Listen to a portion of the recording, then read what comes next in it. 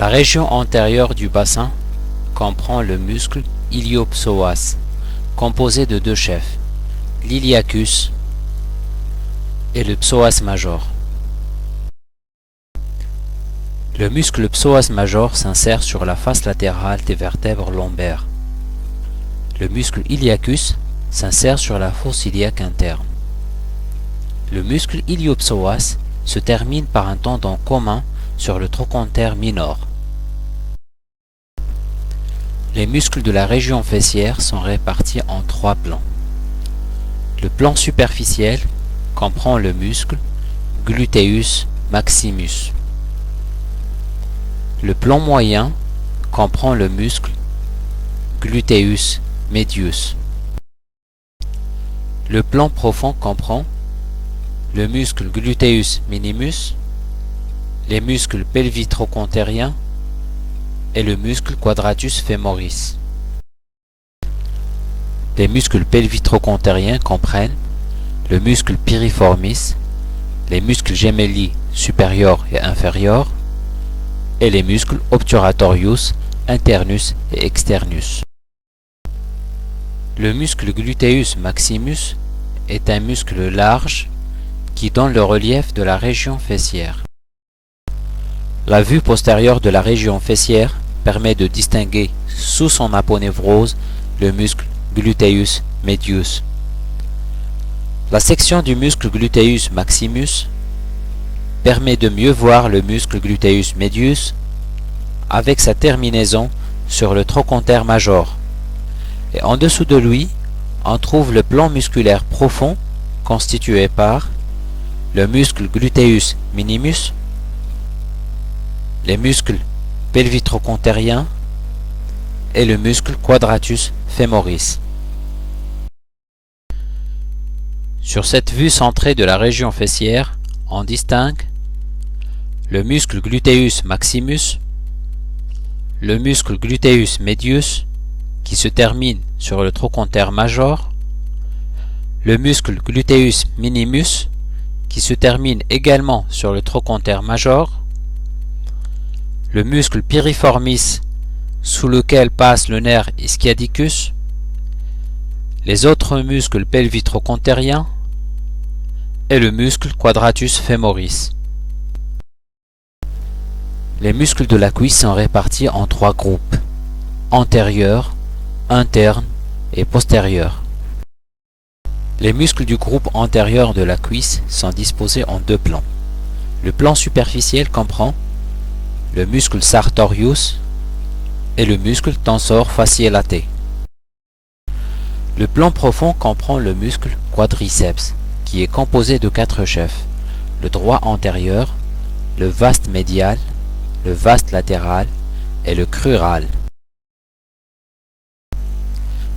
Le muscle sartorius croise la face antérieure de la cuisse, allant de l'épiniliaque antéro-supérieur vers la face interne du tibia, où il se termine avec les autres tendons de la patte doigt. Le muscle tensor fasciae s'insère également sur l'épiniliaque antéro-supérieur et se termine sur la tubérosité externe du tibia. Le muscle quadriceps, qui est volumineux, dans son relief antérieur à la cuisse. On distingue sur cette planche trois de ses chefs, le droit antérieur, le vaste médial et le vaste latéral. La terminaison du quadriceps se fait par un tendon commun qui est le tendon quadricipital sur la base de la patella. Par rapport à la vue antérieure, la vue latérale permet de mieux distinguer le muscle tensor fasciae. Elle permet également de voir une partie du muscle sartorius. Le corps musculaire du tensor fasciae se continue par une large lame tendineuse qui recouvre latéralement le muscle vaste latéral et se termine sur la tubérosité tibiale externe. Sur cette planche ont été excisés les muscles sartorius et tensor fasciae qui s'insèrent en haut sur l'épiniliaque antéro-supérieur, ainsi que le muscle droit antérieur qui prend origine sur l'épiniliaque antéro-inférieur. Cette excision a permis de voir le muscle crural qui est directement appliqué sur la diaphyse fémorale. Du côté interne, on voit les muscles du groupe interne. Les muscles du groupe interne de la cuisse sont répartis en 3 plans. Le plan superficiel comprend le muscle pectineus, le muscle adductor longus et le muscle gracilis. Les 3 muscles qui constituent le plan superficiel du groupe interne de la cuisse sont situés en dedans par rapport au muscle iliopsoas. L'excision de celui-ci permet de mieux voir le muscle pectineus, en dedans duquel on trouve le muscle adductor longus et le muscle gracilis. La terminaison du muscle gracilis, qui rejoint celle du muscle sartorius, fait partie des tendons de la patte doigt. Les plans moyen et profond comprennent respectivement un seul muscle, l'adductor brevis et l'adductor magnus. Sur cette planche ont été excisés les muscles pectineus, adductor longus, gracilis et adductor brevis. Ceci a permis de voir le muscle adductor magnus. Le muscle adductor magnus délimite par ses insertions basses un anneau par où passe le pédicule fémoral vers la région poplitée. On distingue également sur cette planche le muscle crural et la terminaison du muscle iliopsoas. Le groupe postérieur de la cuisse comprend les muscles semitendinosus, semimembranosus et biceps fémoral avec ses 2 portions.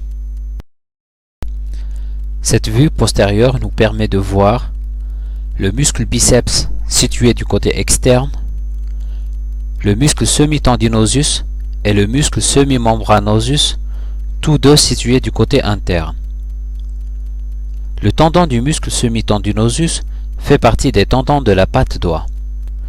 On reconnaît également sur cette planche le muscle gluteus maximus, le muscle gluteus medius, le muscle tensor fasciae latae, le muscle vaste externe, le muscle adductor magnus et le muscle gracilis.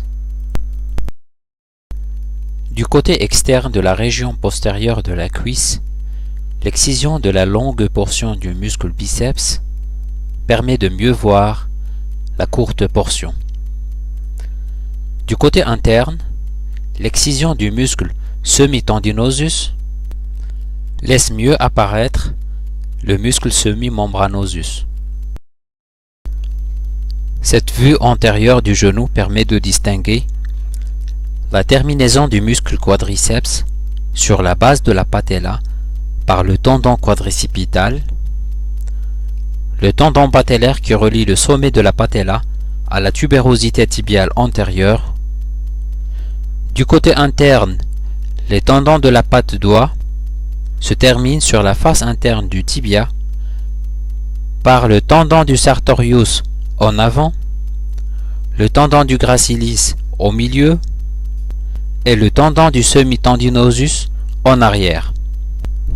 Du côté externe, la terminaison du tensor fasciae latae sur la tubérosité tibiale externe et la terminaison du biceps sur la caput fibulae. Sur cette vue interne du genou, on voit bien les tendons de la patte doigt. En avant, le tendon du sartorius, au milieu, le tendon du gracilis et en arrière, le tendon du semitendinosus. Cette vue externe du genou permet de distinguer la terminaison du tensor fasciae latae sur la tubérosité externe du tibia et la terminaison du biceps sur la caput fibulae. Les muscles de la jambe sont répartis en 3 groupes: antérieur, externe et postérieur. Le groupe antérieur de la jambe comprend le muscle tibialis antérieur, le muscle extensor digitorum longus et le muscle extensor hallucis longus. Sur cette planche qui montre une vue antérieure de la jambe, on distingue le muscle tibialis antérieur qui est près du tibia, le muscle extensor digitorum longus dont les tendons se dirigent vers les 4 derniers orteils et le muscle extensor hallucis longus dont le tendon se dirige vers le gros orteil. Le groupe externe de la jambe comprend le muscle peroneus longus et le muscle peroneus brevis. Le muscle peroneus longus est plus long et plus superficiel que le muscle peroneus brevis. Les deux tendons des muscles peroneus passent en arrière de la malleolus lateralis. Les muscles du groupe postérieur de la jambe sont disposés en deux plans. Le plan superficiel comprend le muscle triceps sural avec ses trois chefs, le gastrocnémien médial, le gastrocnémien latéral et le soleus. Les muscles gastrocnémien médial et gastrocnémien latéral sont les plus superficiels et dans le relief du mollet. Le muscle triceps sural se termine par un tendon commun appelé tendon calcanien sur la tubérosité postérieure du calcaneum. L'excision des muscles gastrocnémiens permet de voir le muscle soleus, caractérisé par son anneau par où passe l'artère et les veines tibialis postérieures et le nerf tibialis. Les muscles du plan profond sont constitués par le tibialis postérieur, le flexor hallucis longus et le flexor digitorum longus. Le muscle popliteus est situé en dessus de l'insertion du muscle soleus. L'excision de tous les chefs du muscle triceps sural permet de voir les muscles du plan profond. On distingue ainsi le muscle flexor hallucis longus, le muscle tibialis postérieur et le muscle flexor digitorum longus.